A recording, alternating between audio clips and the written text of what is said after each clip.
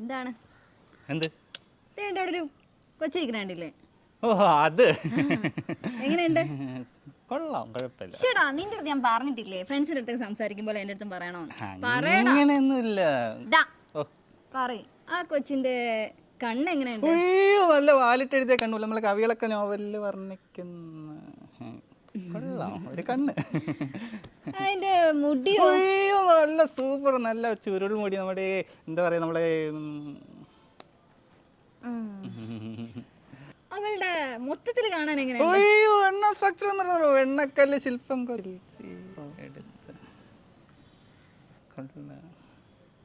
ചിരിക്കുന്നില്ലേ? ഞാൻ കപ്പലണ്ടി വാങ്ങിയിട്ട് വരാം.